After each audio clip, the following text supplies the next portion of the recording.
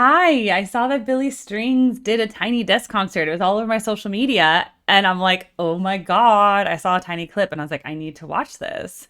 So this is 23 minutes released on December 10th. And I just want to react to this because I love Billy Strings and I love Tiny Desk concert. And let's see, I've only seen two sets of him. I've not seen a full show, but I saw one set at the Outlaw Music Festival in May at the Hollywood Bowl. And then he did a set with Dead and Company at the GD60 celebration in San Francisco in August. And so I saw that as well. And I've been wanting to get to a Billy show, but he hasn't been in California since then.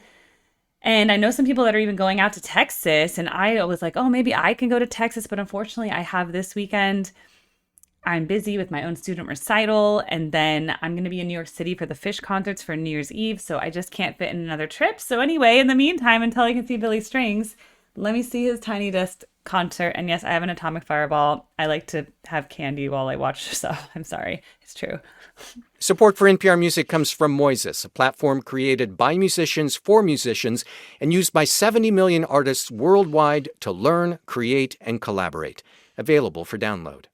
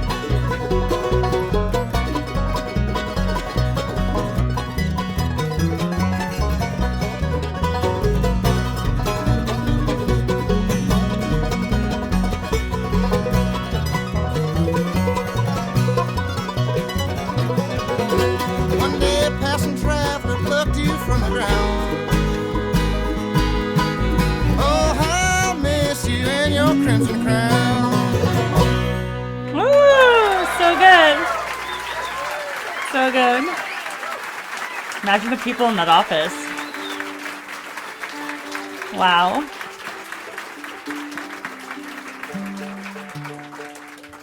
Thank you so much. Well, we're really glad to be here. I think we've all watched so many of these, and we've always wanted to do this. So thank you for having us here, man. This is awesome.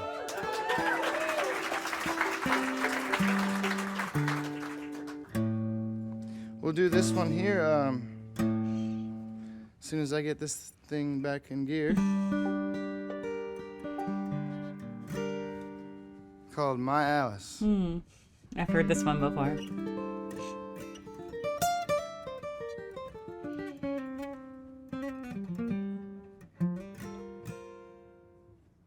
It's on sounds about right, doesn't it? Like it's in tune a little bit? All right.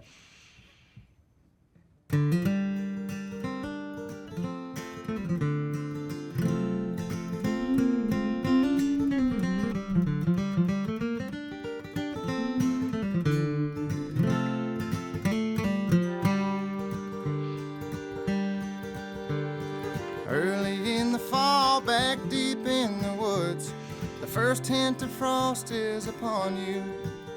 About a mile beyond the field stone wall, it's not hard to get lost if you want to.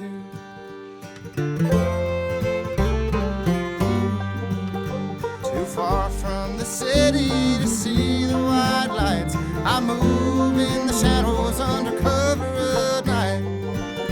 Too far from the highway to blow a flat tire, I stare in the ashes and fire.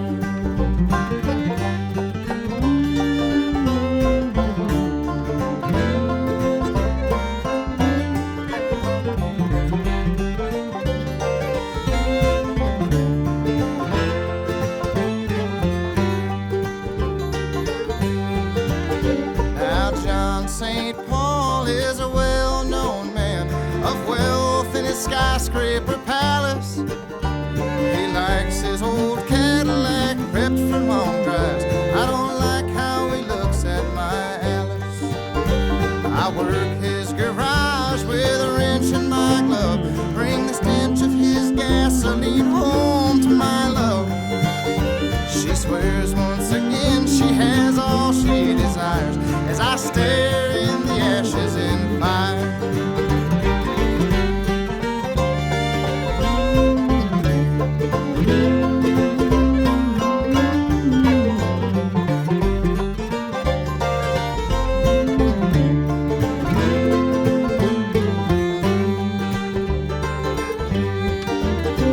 One day late last week when I got the word the boss needs his caddy all steady, I remembered his eyes all over my wife as I carefully got my tools ready.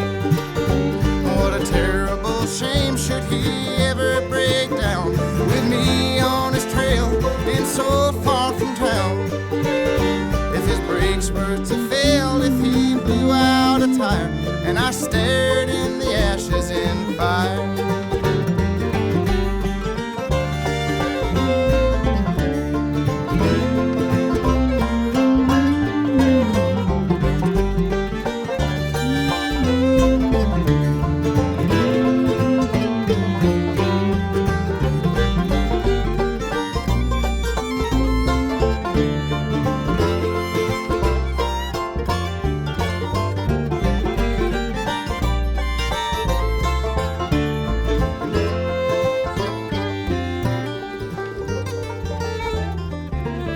Now John St. Paul is a well-known man of wealth in a skyscraper palace.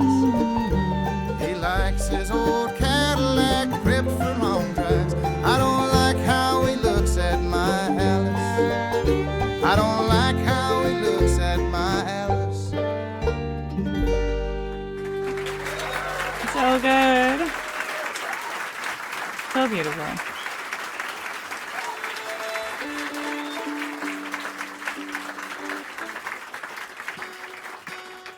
Oh, yeah. Awesome. Thank you.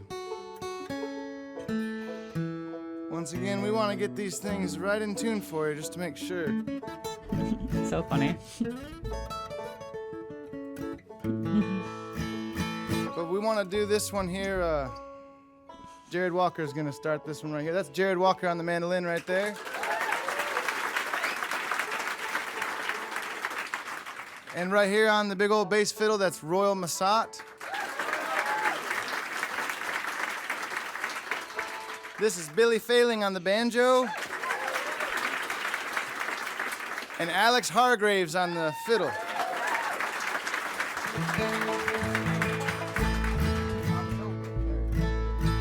This one's called Malfunction Junction. Never heard this one.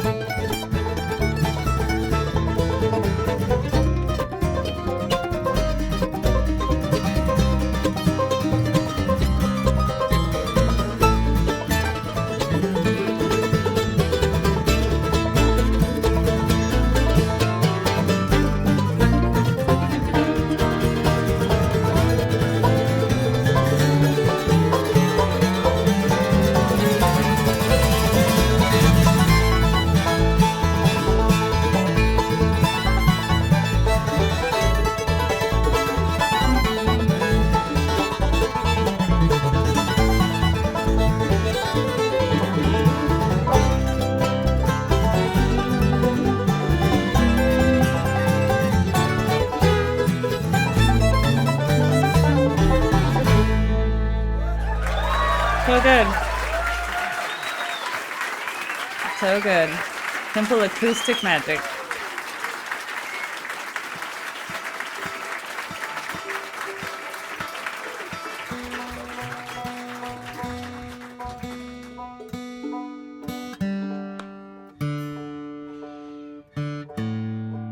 Yeah, well, like I said, to stand here, it's kind of like one of those places. You know, we've been lucky to play a lot of pretty cool venues, but this one's different because it's not.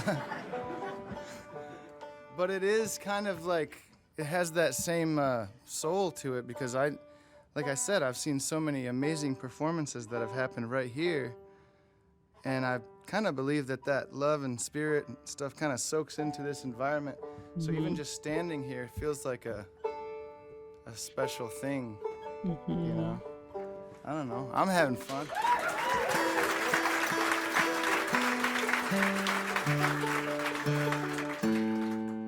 What are some of your favorites? Anderson .Paak, of course. Of course, the late, great Mac Miller. The Pink Pantherist one that just happened. That was cool. It's cool to see Fish here. The Goat Rodeo stuff back in the day was super sick. Yeah, we kind of like grew up on this. I remember back in the day too submitting my, audition to be on here. It only took like, I don't know, 12 more years or something. 12 years. We want to say thank you so much, and we love each and every one of you. And here we go for another song. This one's called Gild the Lily. Oh, great. The song.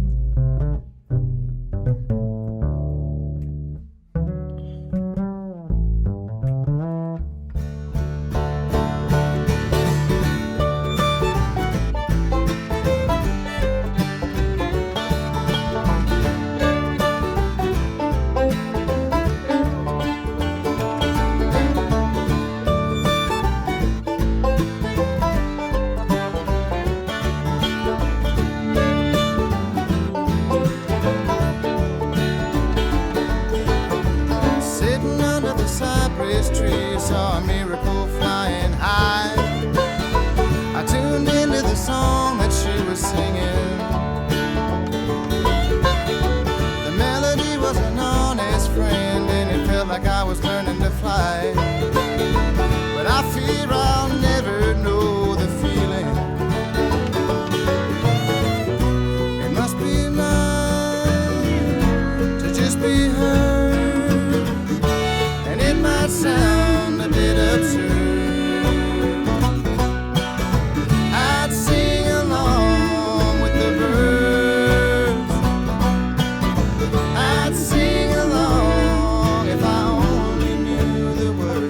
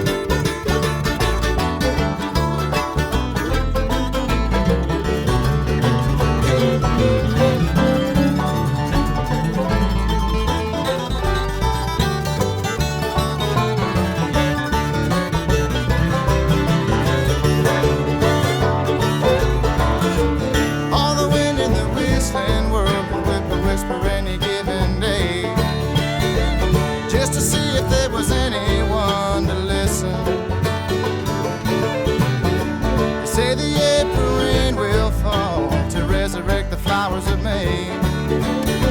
You don't know who you love until you miss them. It must be nice to just be heard, and it might sound a bit absurd. I'd sing along with the bird. I'd sing along if I only knew the word. I'd sing along with the bird if I only knew the word.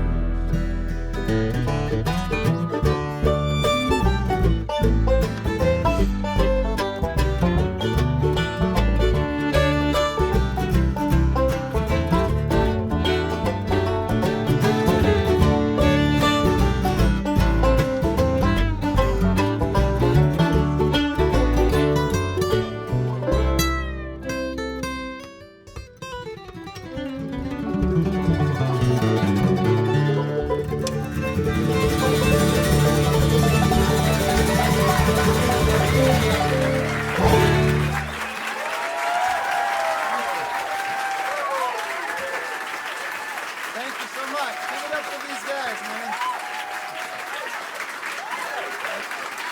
It's so good. Okay, I love that. But my favorite line from that was, "You don't know who you love until you miss them." Poetry. It's like so good. You know what's so great about Billy Strings, and I think why he's starting to just climb and like he's just becoming quickly. I mean, he's been in concert. I just have seen his tour. It's been touring and touring and touring, and they're all these playing bigger and bigger venues, and they're selling out, and everyone's talking about him. It's not only is he talented, now obviously he plays guitar amazingly, right? And he just is connected to it. When he closes his eyes, you just see that he really loves it. His singing voice is amazing. But it's because he's so genuine. Like he has, there's just something about him that you're just like, this is who he is. Like he really is portraying his real self. He's not putting on an act to try to be a front man or to like portray a certain image. He's just genuinely who he is, and even just how he dresses. Like he didn't let them give him like a glam makeover, like, oh, you should cut your hair and do this and put on whatever, and here I have a stylist and all this stuff. It's like he just doesn't care. Like he just is who he is. He's like, this is just who I am. And it's like, it doesn't matter, right? And I think that's why he is so popular. It's because he is so genuine. Because that's really rare nowadays. You just see so many music acts that are just created industry plants, whatever you want to call them. And it's all like curated image, publicists, all that. He's just kind of like, this is just who I am. He just seems real genuine. And he's just himself. And he's from such a Rust Belt kind of sad circumstances, which I think a lot of Americans are from those same circumstances. And so he's very relatable, hashtag relatable. And then his mom just died this year, and he's still out there performing, just keeping trekking on. He's not letting that stop him. And then I heard an interview of him just a few weeks ago where I guess they found out, they did like the autopsy on his mother, and it turns out there was like an overdose from like meth use. And he's like, I didn't even know she was using again. And, you know, he comes from like a sad situation where like his father was a drug addict and his stepdad, and like it's just like a really sad situation. So even despite all of that pain and sadness and suffering, and he's definitely seen his fair of suffering, he's like going on and trying to be positive in this world, even in a world where there's so much sad stuff.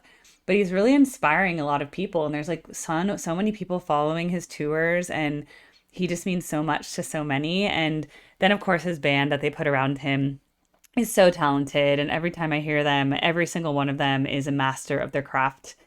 The mandolin, it's the cleanest mandolin I've ever heard. The banjo, the violin, the fiddle, whatever you guys call it. And he called it the upright fiddle. I love that. The big string bass, of course. And it's they're all just so good. So the five of them together just make the perfect little bluegrass group, but it's modern bluegrass and it's new grass, and then they have the jam element, and then but I just love them most in their pure bluegrass form. I just feel it's very America. And it's very heartwarming. So anyway, that's my reaction. I mean, this is great. What a different way to see them than when you see the live performances at these big stages they're playing now. to me, I kind of like this more. It's just kind of like one microphone, three guys singing around it, and then they have their mics on their instruments. But the quality on the audio, I was listening in these headphones, and I was just like, oh my God, this is like some of the best audio quality I've heard. So, look, views are counting. This was just published today, and we're already at 281,000 views as of 4:40 p.m. Pacific. All right, well, I gotta go, but I hope you enjoyed this reaction, and you guys should definitely check out more Billy Strings if you hadn't. And I really hope this for 2026.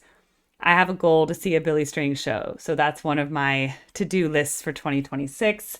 I will find the time. I will probably have to travel somewhere to see him, but that is in the plan. So let's make that happen. Okay, thanks. Bye.